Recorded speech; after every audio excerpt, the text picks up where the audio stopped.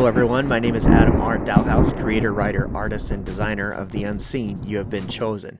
Thank you for watching our video. Today we're going to be going over the angels in the game and how their effects work in the Assaulted Suburbs. We're also going to dive a little bit into PvP and maybe clear up a few rules that people might have questions about. So I hope you enjoy the video. Don't forget to hit that like button and we'll see you on the battlefield. Alright everybody, welcome back to another episode of the Unseen Battle Guide. Today we're going to be talking about angels. So there's three different types of angels you're going to come across. One of them being the Warrior Angel, the Soaring Angel, these are the miniatures that come in the game, unpainted of course, and the Guardian Angel.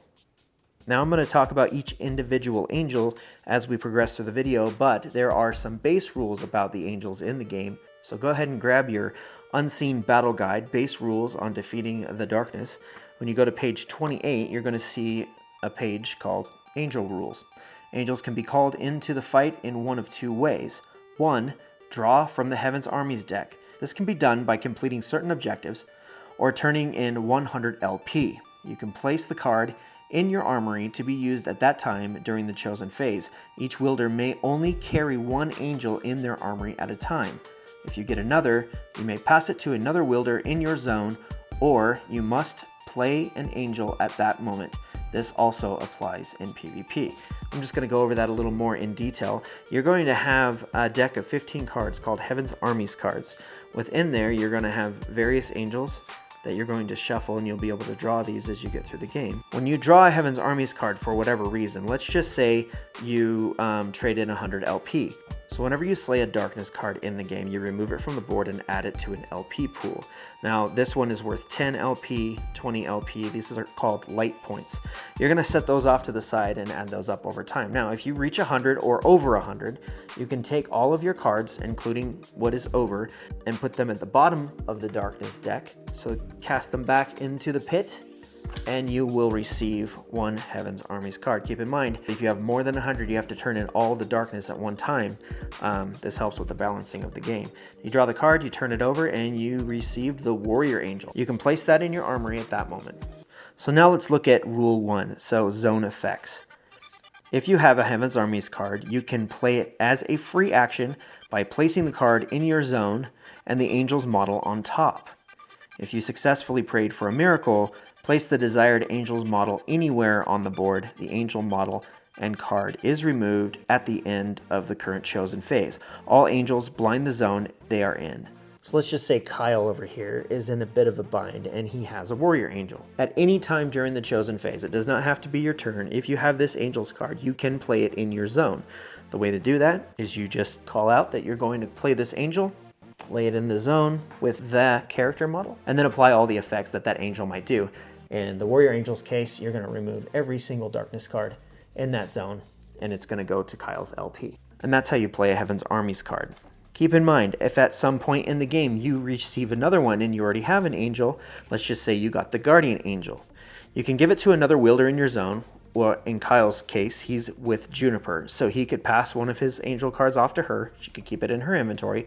Or, if you don't have that option, you have to play one of them at that moment and keep the other one in your inventory. You cannot carry more than one angel at a time.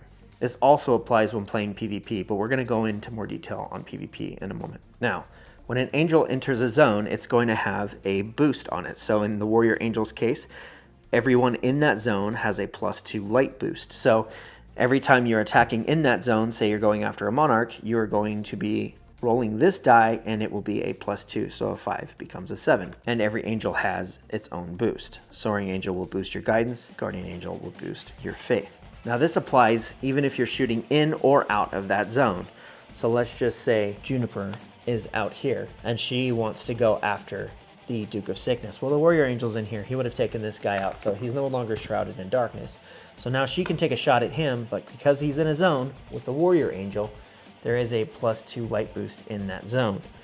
So when Juniper goes to attack, she rolled a 13, 14, 15. Apply her boosts, she hits. If she was inside this zone, the same would apply. One other thing, if the Monarch would be out here and you were in a zone with an angel, it would boost your attack out of his zone also. So the boost would apply as long as you're shooting from his zone or into his zone or from his zone. And then, before you go into darkness phase, at the end of the chosen phase, you will remove any angels and their cards from the board, and all their effects go away. So think about when you're going to play those cards strategically so that there's enough turns for your friends and you to utilize the effects from that angel. Every zone effect from every angel applies to all wielders on the board, unless you're playing PvP. Another thing to note, you can have one of each angel on the board at any given time, but keep in mind you cannot have two of the same type of angel. If another wielder had a warrior angel and they were over here and they wanted to call it into that zone, he would actually move from the zone he's in and spawn in that zone, then the effects would take place there. So now we're going to break down each individual angels and the abilities that they have specific to them. So go ahead and grab your Unseen Battle Guide, or you can use the quick reference cards that are included in the box. And we're going to go to page 29 here. All right, let's get into his zone effects. Remove one burden and all afflictions from each wielder sharing or entering a zone with this angel. If you are overwhelmed, you are rejuvenated. Replace your overwhelmed token with your wielder's model. Remove one burden and any afflictions. You cannot have any afflictions or receive/have more than 2 burdens while in a zone with this angel. Special perks. If you are in a zone with this angel, you are immune to all afflictions, but you must still guard the burdens of all monarch's strikebacks. If you are in a zone containing this angel, guidance prayer healing is a trust of 3. You may use your action tokens to pray for healing. So let's just say you're in a situation where Kyle has been overwhelmed. So his token is replaced on the board with an overwhelmed token. If you need more details on overwhelmed, it is in the battle guide on page 37. But for now, we're just going to discuss the angels. So he's overwhelmed. The only thing he can do is pray. He has no actions. And if 2 more people get overwhelmed, it's game over. Juniper's in a bit of a pickle too. She has 2 burdens. If she gets 1 more, she's also overwhelmed. And they are in a zone with a bunch of enemies. She just tried to attack a sickness. She misses, and he strikes back, and she's now sick on top of it. So she has an affliction, she has a burden, another burden, 1 more burden, and she's off the board. And it takes 2 actions to make any action. So in the board, you can see Juniper's here. The Duke of Sickness is behind him. Peter's here carrying Kyle, who is overwhelmed. And there is a horde in that zone. So Juniper suddenly remembers that she had a guardian angel stored up in her armory. She plays that card now as a free action, and the guardian angel comes crashing down and blinds the entire zone. Now keep in mind the guardian angel does not attack anything, but he does blind everything. And everybody in that zone who has a burden is healed of 1 burden, and anybody who is rejuvenated comes back into the fight. All wielders remove all afflictions at that moment, which sickness is an affliction, and they receive 1 heal from any burden. Now, if the person is overwhelmed, this is one of the only ways to come back from being overwhelmed in the game. Kyle automatically receives a heal from 1 burden. He's back in the fight, but he's still pretty wounded. Let's not forget our special perks. If you are in a zone with this angel, you are immune to all afflictions, but you must still guard the burdens of all monarch strikebacks. If you are in a zone containing this angel, guidance prayer healing is a trust of 3. You may use your action tokens to pray for healing. So Juniper decides to spend her remaining actions to pray for healing for herself and for Kyle twice. So it's only a 3. So she got the 1 for herself. She flips over the burden. She's going to spend her other remaining actions to pray for healing again. She gets a 9. She only needed a 3. He's healed of that burden. And Kyle's going to use his guidance prayer to pray for healing also. He got a 1 that time. Juniper uses her guidance prayer and heals him of 1 burden. Now remember also, if you're struck by a monarch while you're in a zone with a guardian angel, you get a +2 to your faith. So let's just say Key goes to attack the Counselor of Fear and he misses. The Counselor strikes back and Key goes to block. The Counselor is a 4, 5, 6, 7 to Key's 6, 7, 8. So Key blocks barely, but in this case, barely is just enough. And that's how the Guardian Angel works. Let's move on to the next one. Soaring Angel gives you a +2 guidance boost. So this is the Soaring Angel model here that you will get in the game. But again, we're going to use the painted models because it looks so much better on camera. Thanks again to my unnamed friend who painted these for me. He wished not to be mentioned online, but he knows who he is. So I really appreciate you painting these models for me. They look amazing. Okay, Soaring Angel, page 30. Top of the page here, it says any wielder in a zone containing this angel has a +2 guidance boost. That means miracle prayers are only a 10 rather than a 12. Good time to utilize this guy. So zone effects. Place a soaring model in your zone. The angel then takes you and anyone in that zone and flies them to any zone/room distance 0 to 3, even if bound. This angel can also pick up and or drop off any wielders along the path you take. Players may choose not to be moved. And then special perks. Moving into or out of a zone containing this angel is a free action and can be done anytime during the chosen phase, even if bound. So you'll notice in this zone, you have the Duke of Sickness in the back. You have Peter, Juniper, Kyle, and Key. They're in a zone with the Duke of Sickness, and there is a huge horde in there. And they just want to get out of town. It's getting nasty. They got the Counselor of Fear right over here, and they're just trying to get away. Now, there's a situation here where Asher had put down a guardian angel on the other side of the pit because he was desperate.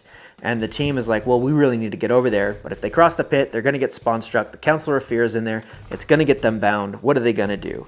Well, Peter happens to have a Soaring Angel that he got from the previous mission completion. He decides to play that now. And when the Soaring Angel comes into play at that moment, you can choose up to 3 zones away where you would like to go and or take anybody with you along the way. Well, obviously in this situation, we would like to go over to the Guardian Angel, right? So you could go 1, 2, 3. You could go 1, 2, stay there. You could go here. You can go 1, 2, and just get out of danger here. Any 3 spaces, it doesn't matter. Everybody decides that they want to go all the way across the pit and land in the Guardian's Angel zone, and everybody can heal at that moment because they entered a zone containing the Guardian Angel. So now they have a +2 faith from the Guardian Angel.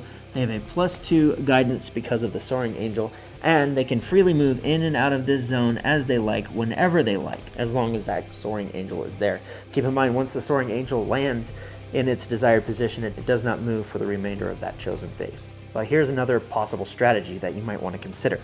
Let's just say the Soaring Angel comes down by Peter, like we said before, and Peter wants to put him in the pit. Why would you want to do that? I will show you. Peter takes the Soaring Angel and he flies to the pit. Some of you might argue with him and stay behind. Why would you do that? That's silly. They go into the pit. 2 of them do, 1 stays behind. Now, everything in the pit is now blind, including the pit itself. Normally when you enter the pit, it will spawn strike you at that moment, and everybody that went in there would have to guard, but not while the Soaring Angel, or any angel for that matter, is in there.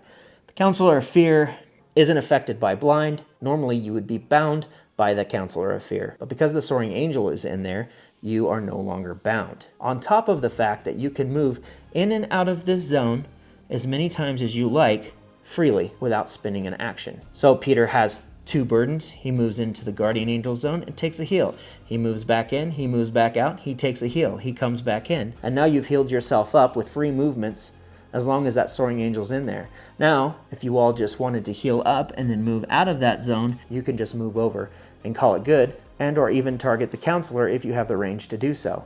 Juniper decided that this was actually a good idea, but lucky for her, the Soaring Angel allows her to move in as long as she's adjacent to his zone for free, and moves all the way across the pit into their zone and gaining any heals that would apply at that moment. The Soaring Angel is not to be underestimated, very tactful, very, very good to have in a bind. He's also a great asset to have if you need to get all the way across the board because your objective landed somewhere far, far away. And don't forget, you do get that guidance boost, so somebody wanted to utilize that, they could use their guidance prayer at that moment. Let's just say you wanted to pray for discernment. All you'd have to roll is a 1 because it's only a 3 to get it. So praying for discernment at this moment will give you an automatic discernment card. Praying for a miracle is only a 10, and we got an 11. So that means another angel could come in. At that moment, you could even drop another Soaring Angel anywhere on the board. Let's just say your objective was to get to a stronghold way on the other side of the board. At that moment, because you rolled a miracle, you could call the angel down again. Grab everybody, 1, 2, 3, and take everybody to the zone who wants to tag along, taking you all swiftly to safety and leaving the enemy in the dust. Now let's take a look at the last but not least, the Warrior Angel. He gives you a +2 light boost while you're in his zone. This is what his miniature looks like when you get the box. Highly detailed, one of my favorite models. But once again, we'll be using the painted miniature because it looks better on film. Warrior Angel, page 30. Let's look at his zone effects. All darkness in the same zone with this angel are destroyed. The breach in that zone is cleared, and the wielder who dispatched this angel receives the LP. This angel will not hit or defeat a monarch, but if you are targeting a monarch with this angel in your zone or theirs, you still have the light boost. This stacks with all other light boosts. Special perks. Shackles/webs are removed if you are in a zone with this angel. So let's just say you're in a situation similar to this. You have the King of Suffering in your zone, taunting you to get past him so you can tear down his stronghold. You also have a horde of various darkness that are in this zone, but Kyle has a warrior angel in his pocket. He plays the card, boom! The sky cracks open as the warrior angel comes crashing down and destroys all darkness in that zone, while also blinding the zone at the exact same time. Kyle gains all of this LP and puts it into a stack off to his side. And if anybody in that zone is shackled or webbed, the webs come off, the shackles come off. Now, all other players in that zone have a +2 light boost when they decide to go after the King of Suffering. Now keep in mind, this angel does not keep you from being bound in a zone with a monarch, unless you have Tread Lightly or something that says otherwise. But this is definitely your opportunity to get your hits in while you can. Alright guys, that's it for angels on this side of the board, which is the Assaulted Suburbs. We're going to flip the board over and look at PvP and how the angels react in the Sword Drill Arena. Okay everyone, now we're going to take a look at how the angels work on the Sea of Glass. Now the Sea of Glass is a PvP mode where you are in a battle arena training against one another. Keep in mind, I'm not going to be going deep into the rules of PvP. For PvP, I will have a separate video showing how the rules work, and also you can look in the back of the story guide starting on page 35, and from there on, these are all the PvP rules. But for today, we're just going to talk about the angels. So for this example, we have two teams set up. I put little numbers on the bottom of each one here so you can distinguish the two teams on the board while I describe the effects of the angel. Let's take a look at how the Guardian Angel works. So in this zone here, we have Juniper and Asher and Samsonia. Samsonia's on team 1, and these two are on team 2. They're all bound in combat because they're in a zone with each other. It's Samsonia's turn, and she spends her guidance prayer and tries to get a miracle. And there it is. She got a 12. So she's able to call down any angel in any zone. She decides to call down the Guardian Angel. Placing it in her zone, she gets a +2 to her faith boost. Now all opposing wielders in or that enter into this angel's zone become frozen. So keep in mind, each angel's positive effect and boosts only apply to the wielders in the team that dispatched the angel. All negative effects apply to the opposing wielders. Angels can only be played during your team's turns as a PvP free action, and they are also removed at the end of your team's turn. If you play an angel that the other team already has in play, it becomes your team's angel. So the moment that Samsonia called in that angel, it affected all the other opposing players by freezing them. So they are frozen by placing these cards here. Frozen wielders are unable to use any weapons or shields. Remove this card at the end of the wielder's next turn. If they are dispersed while they are frozen, they are not refined. Instead, they are unfrozen. You can still move and pray for guidance if you are frozen, but you cannot draw discernment cards, access your armory, or play free action cards. If an opposing player is frozen, you are not bound in combat. So now that Samsonia has successfully frozen her opponents, she can freely move out of this zone if she likes, or she can continue to go after them. If they have any shields, they cannot use them. So let's move on to the Soaring Angel. Now Key is in a zone with Sparrow and Arya, and he has a Soaring Angel in his armory. He decides to play the Soaring Angel here. Now the Soaring Angel's rules are not much different than they are in the Assaulted Suburbs, but in the Sea of Glass he has one extra little perk. Instead of just carrying his team 3 spaces, he is able to push other opponents out 3 spaces, and then the angel returns to his zone.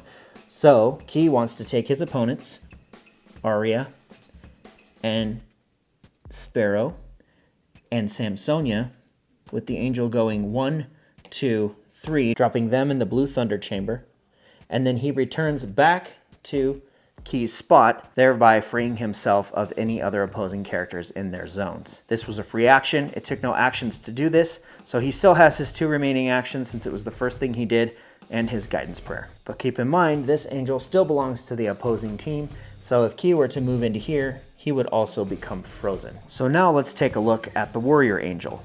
He wants to pray for reinforcements, so he flips over his guidance prayer token, and he needs a 10 or better. and he got himself a 10. So that means he gets to draw a card from the Heaven's Armies deck. He gets himself the Warrior Angel. That's perfect. So now he has 2 more actions. He can move out of here for free, and he moves in to their zone for 1. And as a free action, he drops down the Warrior Angel. Now, when the Warrior Angel enters the arena, all opposing players in that zone or who enter that zone are dispersed, unavoidable. So they don't even have a chance to block, and all 3 of them are dispersed. So he rolls for each one. He rolls yellow. For Samsonia, she is sent to the Yellow Thunder Chamber, which is way on the other side of the board. He rolls for Arya. She is also sent to yellow. And then he rolls for Sparrow, who is sent to the Red Thunder Chamber, which is way up here on the other side of the board.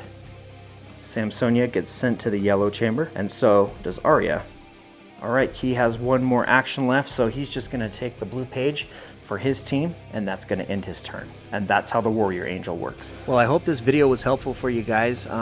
Keep in mind that we're going to be doing more of these videos, 1 for every character, so that's 9 videos. I'm going to try to put 1 up a week.